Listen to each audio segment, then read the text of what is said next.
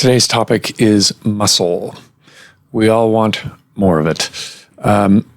We're familiar with the idea that as we hit the age of 30, 40, we start losing muscle mass. And this is very closely tied to the process of aging. And so as you understand more and more about metabolism, you recognize the need to build and maintain muscle mass for a lot of reasons. Slowing down the aging process and promoting longevity is fundamental to all of it.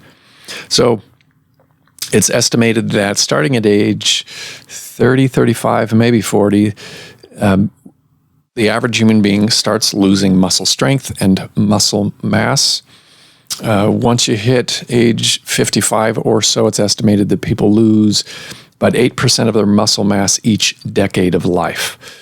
And this results in a decline in functional capacity, the ability to get around, perform activity of daily living.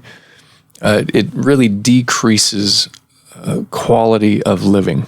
Many researchers, smart people, would promote what they would call a muscle-centric view of health, muscle-centric view of longevity. In other words, high-quality muscle is so important to health that you cannot live a long time, you cannot be healthy without high-quality muscle. Now, we are talking about what's called skeletal muscle. These are the muscles that you see that move our bodies attached to bones. It's really important to know that there really are two basic types of muscle fibers or muscle cells. There's type 1 muscle fibers. These are considered slow twitch muscle fibers. These are the muscles involved with endurance. You go on a walk, or even endurance athletes, they have very robust, healthy, slow twitch or type 1 muscle fibers. There are type 2 muscle fibers. These are fast twitch athletes who are sprinters, power lifters. These are explosive movements, explosive activities. They require healthy and robust type 2 fibers. Now, in the aging process, what we see generally is a change in the amount of these two fiber types in muscle. There's generally a decline in the type 2 muscle fibers. So as people hit 40, 45, 50, they have fewer and fewer type 2 muscle fibers. So they're less able with time to perform explosive, strong movements. It's also fascinating to know and important to know that there can be a switch between muscle types. There's a process of denervation. So let me back up a little bit. So muscles, of course, are controlled by nerves. There's a place in the brain called the primary motor cortex where brain cells are involved with initiating and carrying out muscular contractions. So you see a pencil, you want to pick it up with your hand.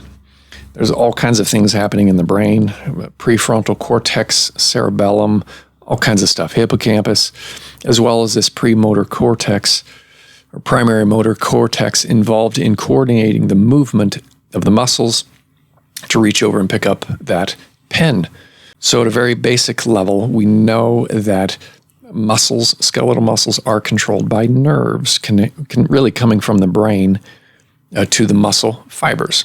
It's also very, very important to know that there's another type of nerve controlling and maintaining muscle tissues, and that is sympathetic nerves. Hopefully we're familiar with the autonomic nervous system. That is the automatic nervous system. This is the branch of the nervous system that really is taking care of everything that's unconscious. Things that you don't think about, dilation of the pupil, heart rate, blood pressure, digestion, all kinds of things. That's the autonomic nervous system.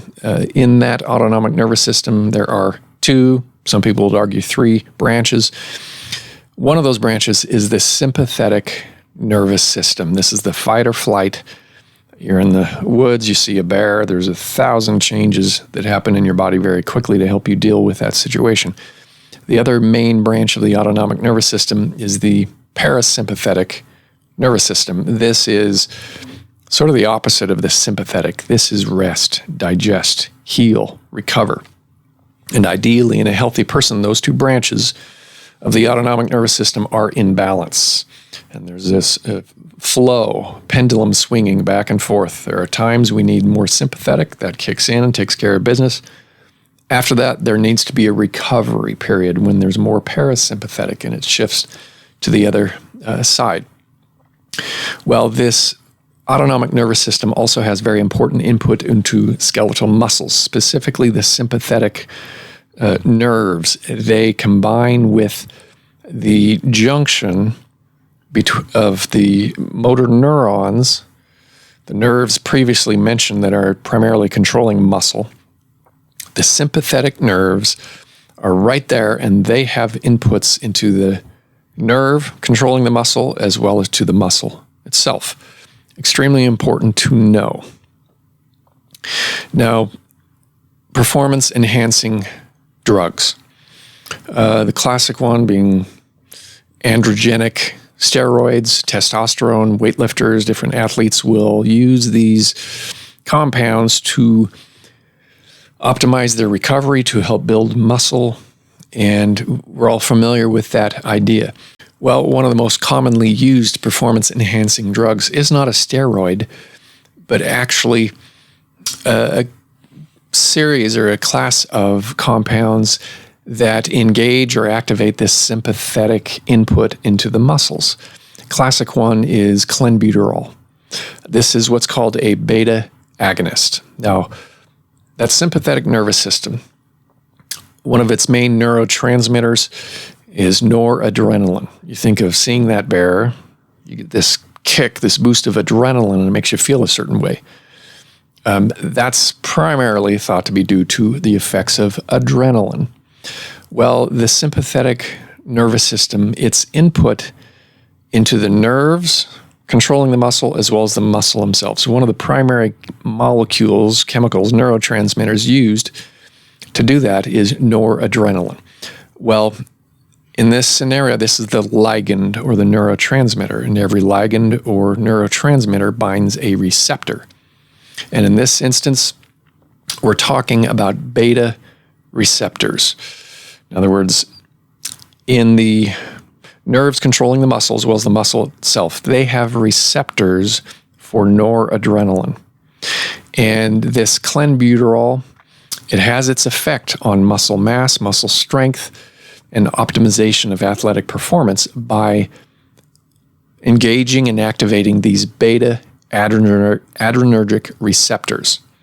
Well, what people who use these enhancing drugs know is that they have to cycle. They must cycle this clenbuterol. In other words, typically, what I've read, they will use this molecule, this medication, for about 2 weeks, maybe 3, and then they have to spend usually 2 weeks without taking it. So this is very instructive, very helpful actually in teaching us about muscle loss with aging. So the reason that they have to cycle clenbuterol is because actively using this beta adrenergic agonist, it's activating that receptor, and over time, it uses it up. So that receptor on the nerve as well as the muscle is down-regulated. There are fewer of them on the surface of that motor nerve as well as the muscle. And so the effect of that molecule, noradrenaline, decreases over time. For that reason, they must cycle this enhancing drug. 2-3 weeks using it, 2-3 weeks off. And in that period of time not using it, those receptors for noradrenaline on the nerve, motor nerve, and the muscle fiber, that receptor is upregulated. There's a recovery period where the cell is able to generate more of those receptors for noradrenaline and put them on the surface of that cell. And then these athletes, these people will start it again and do it another 2-3 weeks. And so it's this cycling back and forth using this clenbuterol that will result over time in increasing muscle mass and muscle strength. So let's back up and see, how does this affect muscles, or what does it have to do with muscles and aging? Well, as we age, there's generally a shift in the autonomic nervous system. The shift is generally more and more sympathetic activity, less and less parasympathetic activity. And there's this imbalance as people age, and tons of studies have shown this as well. This is well studied. This isn't controversial. And it's known to be related to progressive dysfunction of the vagus nerve, because the vagus nerve is really home to and driver of parasympathetic activity. So as we age, the vagus nerve becomes more and more dysfunctional, and there's this shift of more sympathetic activity, less and less parasympathetic activity. This is reflected in a decrease in what's called HRV, heart rate variability. We've spoken about that before in other videos. So with this shift in the autonomic nervous system, more and more sympathetic tone or activity, less and less parasympathetic, generally speaking, in many tissues of the body, this sympathetic is overactive. It's pedal to the metal. Imagine that physiology associated with seeing a bear, or you're in your car and someone in front of you slams on the brake and you see it very quickly, boom, there's that rush of adrenaline. Well, imagine experiencing that, having that adrenaline, that part of your nervous system activated all the time, pedal to the metal. This is a problem. And one of the problems is that when this is the case, at that junction between the motor nerve and the muscle, you're using sympathetic messenger in the form of adrenaline chronically at an elevated rate, and you get progressive downregulation of those adrenergic receptors on both the motor neuron, nerve, and the muscle. So this is a primary driver of loss of muscle strength with aging, as well as loss of muscle mass. So back up a little bit. Say that you're a person who really doesn't work out, and you decide you're going to start going to the gym, you're going to start lifting weights, you want to feel better, you want to be stronger, live longer. So you start out and you start going to the gym 3, 4, 5 times a week. Well, over time, several weeks, even months, there's a progressive change. There's a series of changes that happen, and there are several things that happen before a person actually has bigger muscles. The first thing to change are changes in the nerves that are controlling the muscle, the motor nerve. The amplitude and frequency of signals, electrical signals down that nerve, that changes first. Then what happens is the muscle becomes stronger. It hasn't gained in size yet. You're 4 weeks, 6 weeks into this exercise regimen. The nerves have changed. They change first, and then it's muscle strength before any muscle mass or additional growth in muscle mass has occurred. Finally, what happens is there's an increase in muscle mass. So you get that sequence. First, the nerves change, then the muscle strength changes, then the muscle mass changes. So what happens in aging? It's sort of the reverse. What you find is that before people start losing muscle mass, before their muscles start getting weaker, there are changes in the nerves controlling the muscle. There's a change in amplitude and frequency of electrical signals, sort of the opposite of what happens when someone starts going and exercising. So the nerve changes first, then people start losing muscle strength, then they start losing muscle mass. Why does this happen? It's a complicated thing. There's a lot of things going on, but one of the primary issues with aging is this pedal to the metal, sympathetic hyperactivity that's almost universal. That vagus nerve becomes more dysfunctional, that shift in the autonomic nervous system.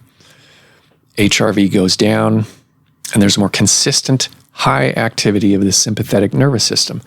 And at the site of the muscle and the nerve controlling the muscle, you get a progressive downregulation of these beta 1, beta 2 receptors for noradrenaline. So this is one of the primary drivers of what's called sarcopenia of aging, or anabolic resistance of aging.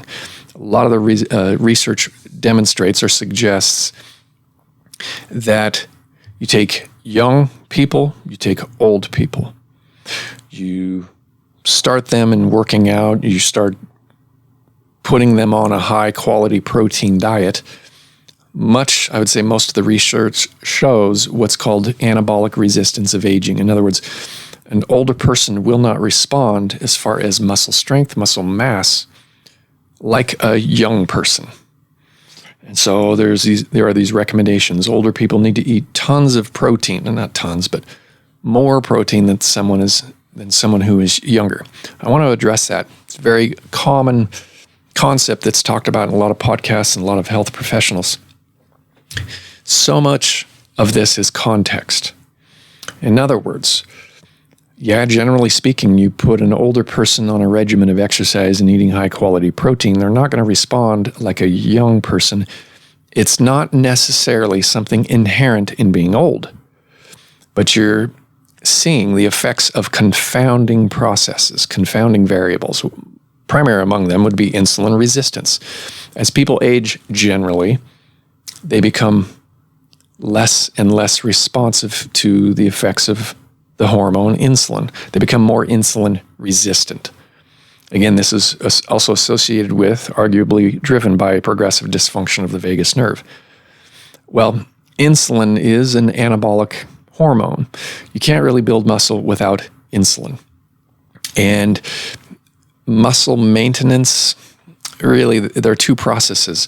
One is muscle protein synthesis. It's the generation of muscle protein as well as muscle protein breakdown. And it's this balance. If you build more muscle fibers than you are breaking down, you're going to have growth of muscle mass. The opposite is true. If you have less muscle protein synthesis than muscle breakdown, you're going to have less loss of muscle mass. Well, insulin resistance decreases a person's ability to build muscle. So it makes sense that in older populations, you put them on an exercise regimen, you give them high-quality protein, they're not going to respond as well because on average, they're more insulin resistant than younger people. And I really haven't heard this talked about, and it drives me a little crazy. Incredibly important. So that's a big confounding variable. There is at least one study that corrected for this. In other words, they got a group of older people and they measured insulin sensitivity in them. They were not insulin resistant. And they redid this whole test comparing their response to anabolic triggers. So working out, lifting weights, and high quality protein intake. They compared them to younger people.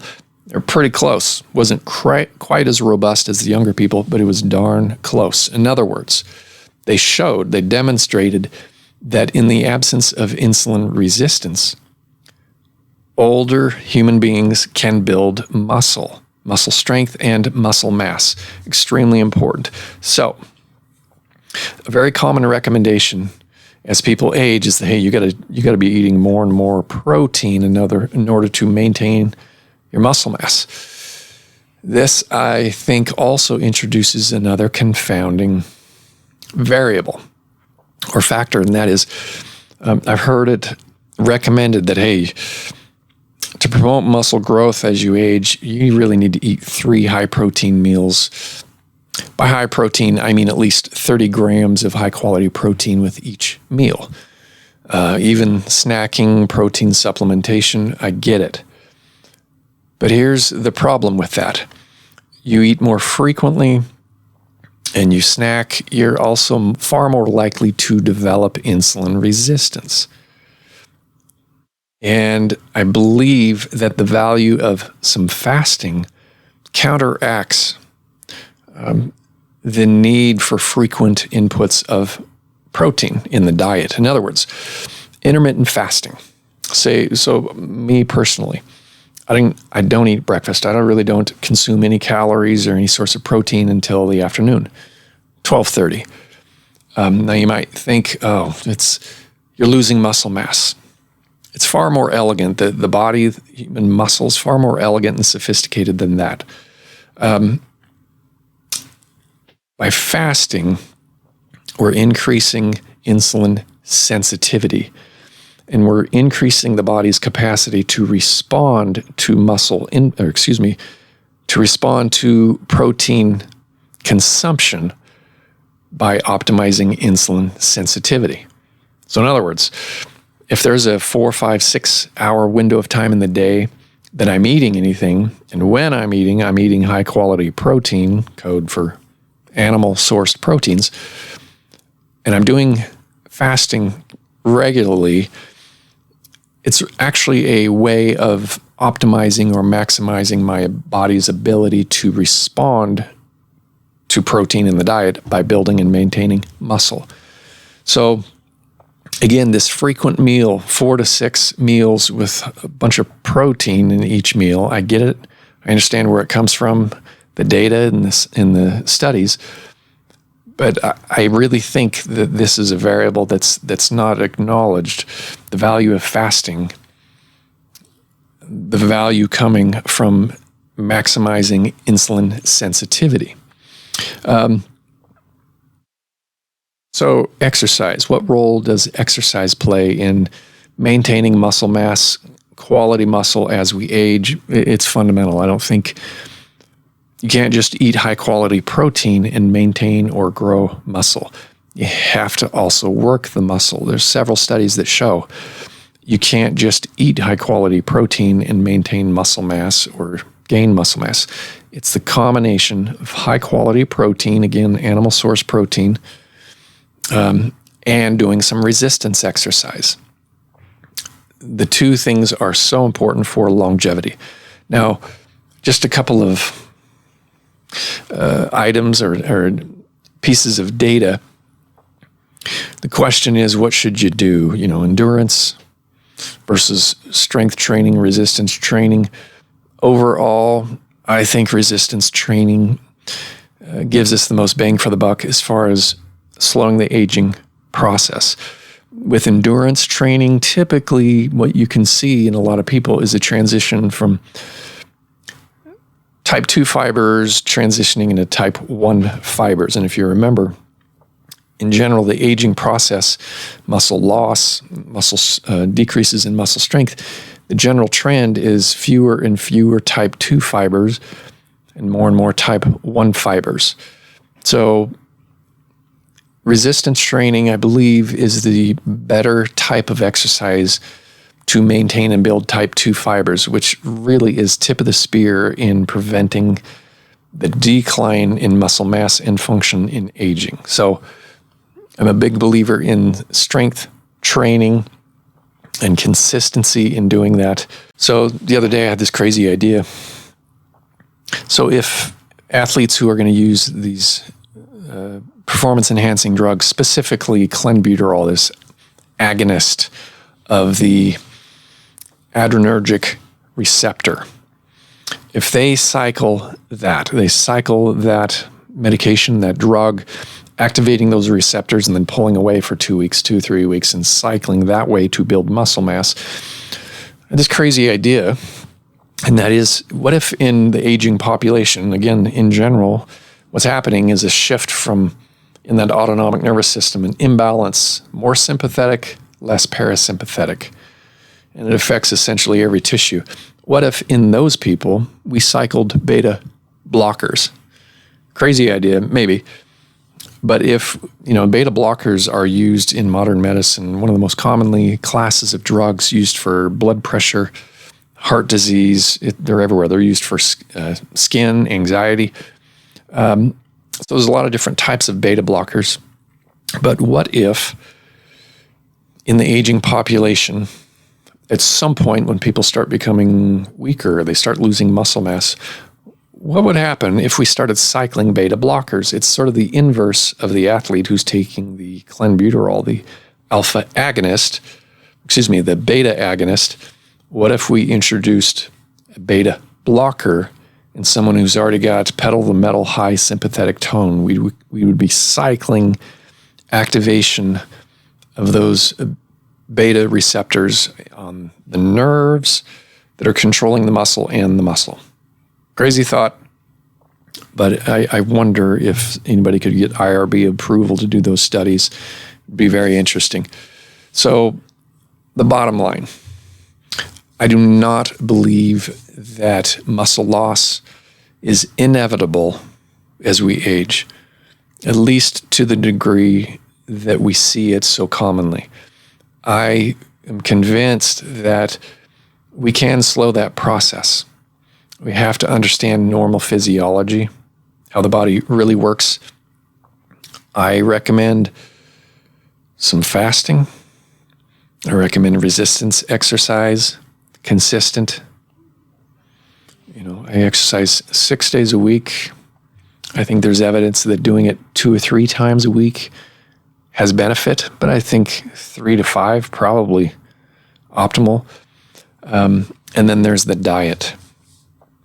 The amino acids, the building blocks for proteins, there's just a better balance of them in animal-sourced foods, proteins. There are higher levels, and there's a better distribution or balance of amino acids in animal products versus plant products. It's possible to do plant-based proteins. It's just harder. And read a study recently that used radioisotopes. So these are mildly radioactive amino acids. And they looked at intake of animal protein versus plant protein, both of which had been labeled with these radioisotopes. And what they showed is that after consuming these 2 different types of two different types of protein, the amino acid level in the blood and incorporation of those amino acids was higher after consuming animal protein compared to plant protein. Bottom line is I think the bulk of the evidence suggests animal-sourced proteins are better for maintaining and building muscle mass. And what do we see in the aging population? Many studies have shown a decrease over time in the consumption of animal-sourced proteins. The quality of the diet declines with aging. Very unfortunate. And I think that's also a confounding variable in aging and in the anabolic resistance of aging. Thank you for joining us. Hopefully there was something of value for you. Subscribe to our podcast and to the video to get updated videos. We'll see you next time.